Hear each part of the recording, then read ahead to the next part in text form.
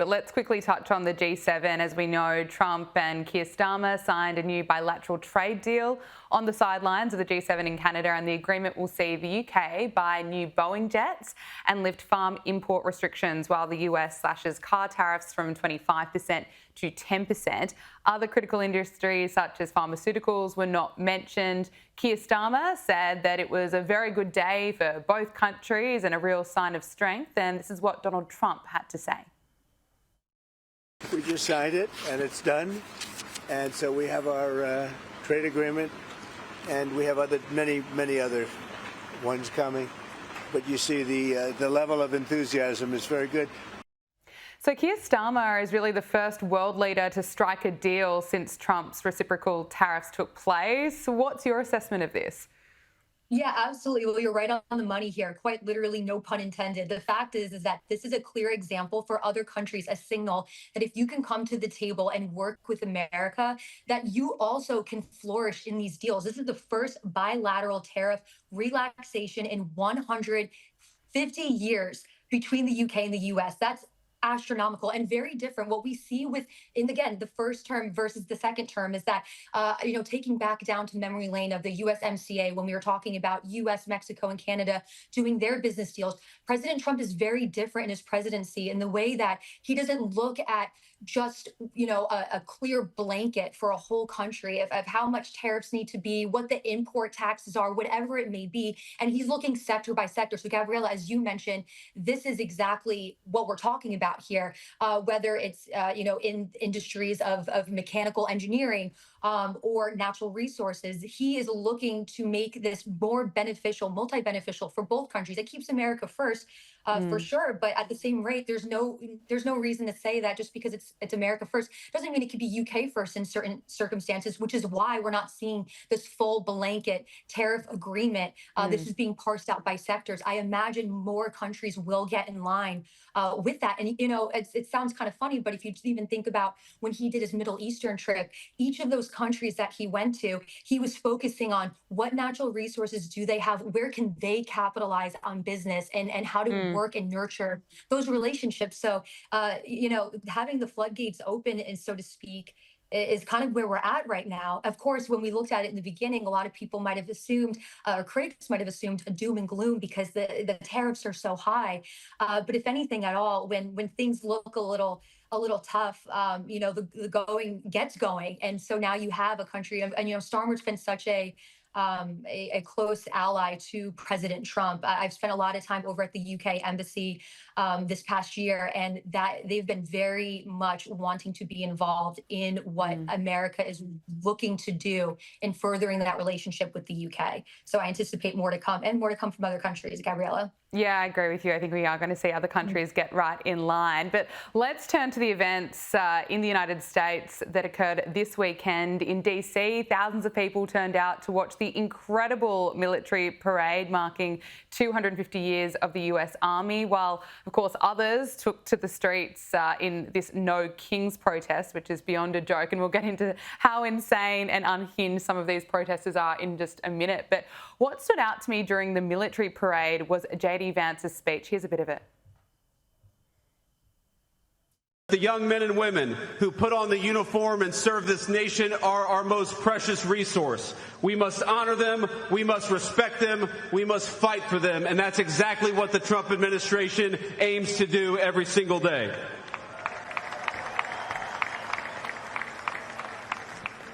And so to our soldiers, we're so proud of you, and let me tell you that the way that we honor and respect you is, number one, we never ask you to go to war unless you absolutely have to. And number two, when we do ask you to go to war, we give you the weapons and the support needed to kick the hell out of the enemy and come back home safely.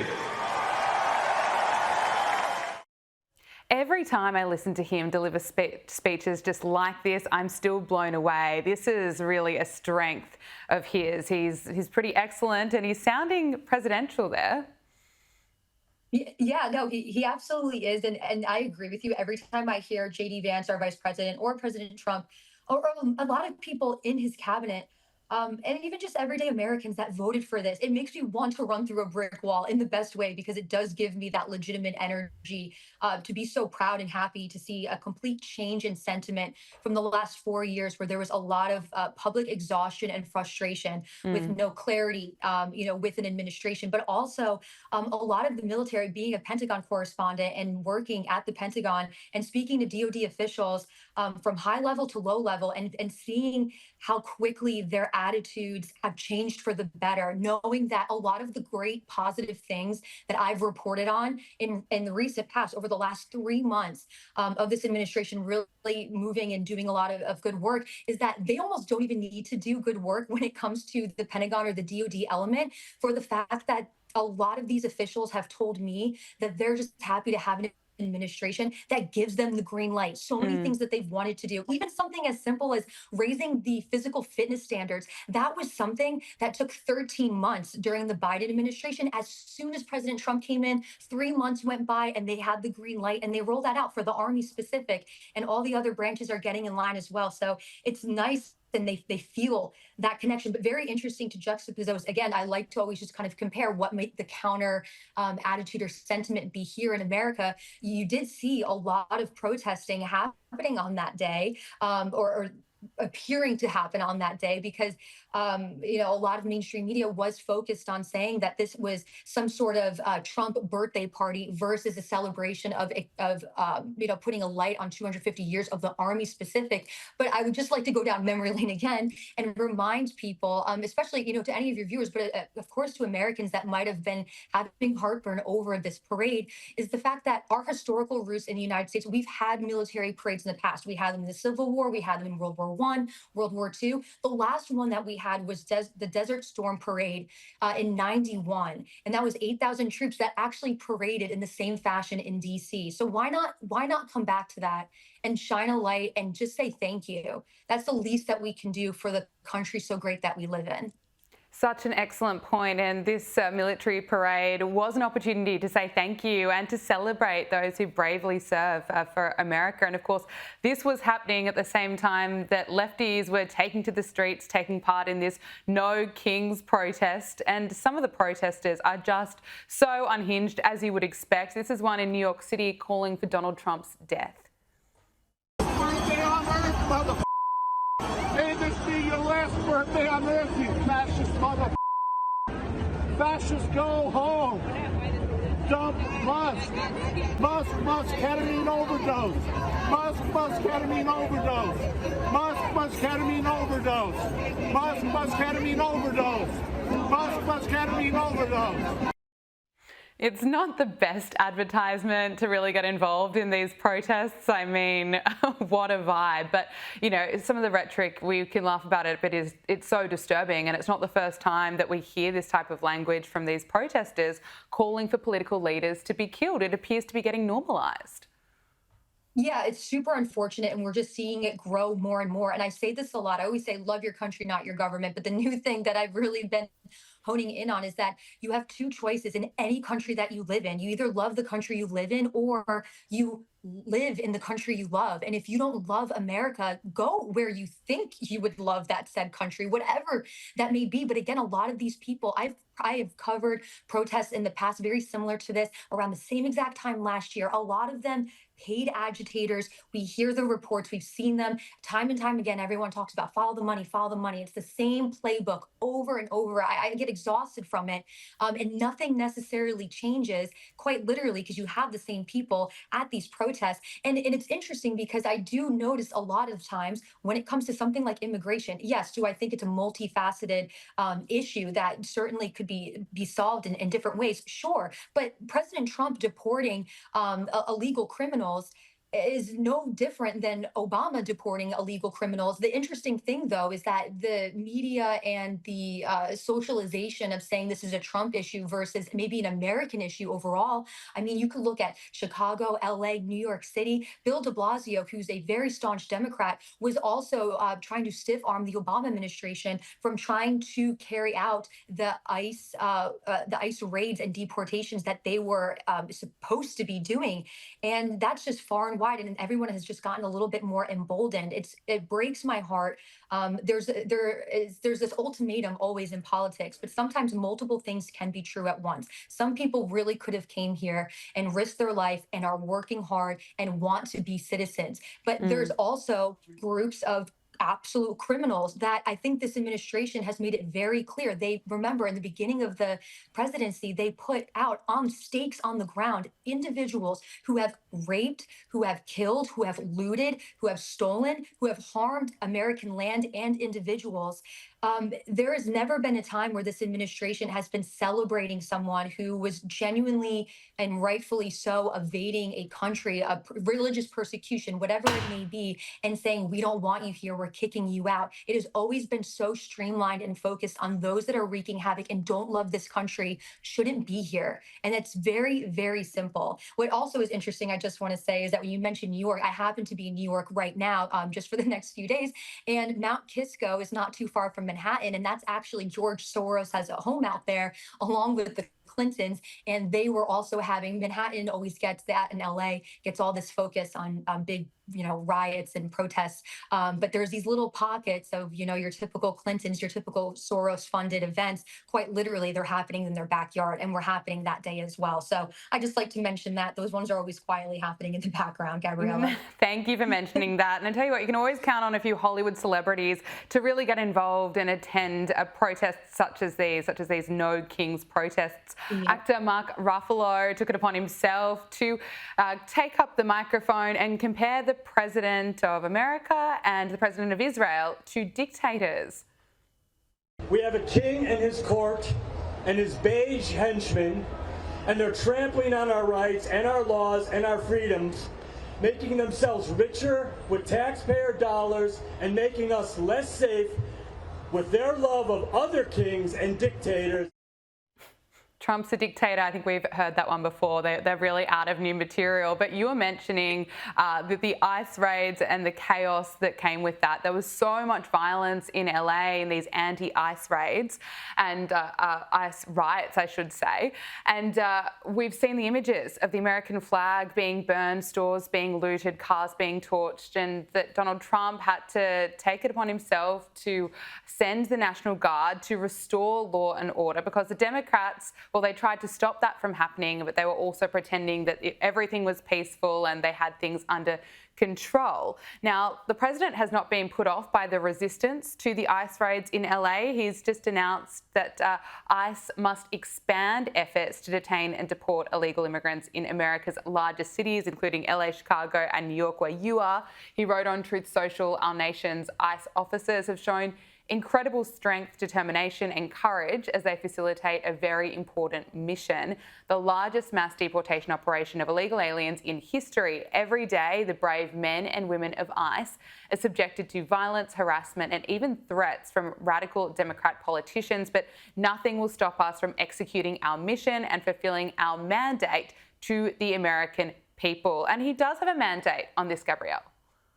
Yeah, no, absolutely. At the end of the day, these are federal entities that have task and order that they need to actually follow through with. To have anyone, whether civilian or a publicly elected official, to try and stiff arm what is a taxpayer funded initiative in which things that we voted for and that we protect. At some level, I really wish that these politicians and maybe these paid agitators and maybe just any American would get a little more worked up about the IRS versus these deportations that are very legal and very justified and for the goodness of Americans versus, say, the IRS that's trying to take money left and right of very hardworking Americans. I wish we could have just 1 second of just simmering down and realizing how we are being fools and pawns to the system. Again, you talk about Mark Ruffalo. I forget. I was in love with him for a quick second, for 13 going on 30. And then I really stopped liking him when I started to realize that he was very much into politics, and it made me very upset. But him saying that Trump is a dictator, right? Well, last time I checked, that happening in LA, again, back during Obama, the same exact thing. It was Eric Garcetti as the mayor in LA, and him saying that he didn't want Obama to allow ICE to carry out their duties. But no one outside of that wanted to say that Obama was a dictator. it's picking and choosing. It's just Always. there's no room for it ever. Hmm. And so I try to be as fair as possible when it comes to any of these issues.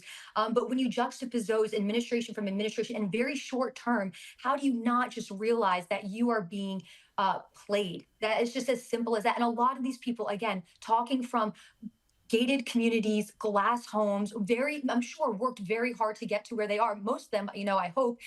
So I'm not negating any riches or fames or Mm. accessibilities, but to have them say that that we don't have the right to feel as safe as they do because of how much money they have in their pocket is simply wrong. That it's American.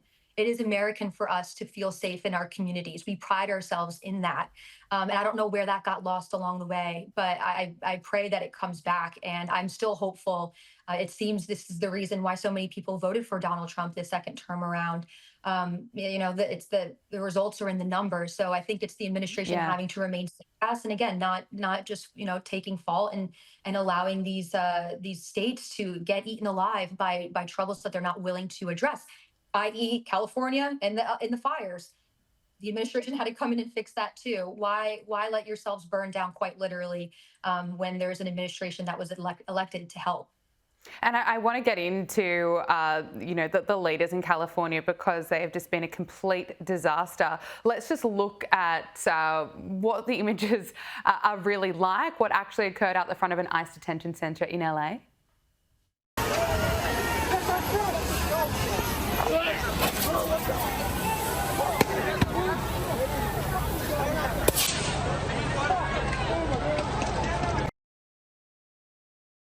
Just so chaotic, but LA Mayor Karen Bass, one of the worst mayors that Los Angeles has ever had, says that things were under control and actually blames ICE for the violence.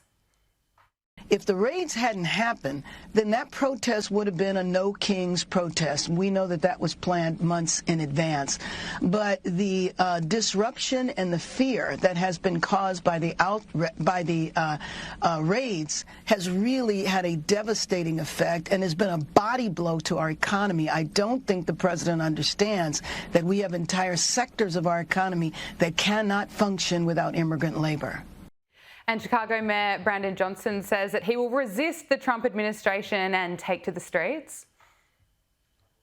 Yeah, let me just first acknowledge the level of anxiety and fear and trepidation that this administration has caused.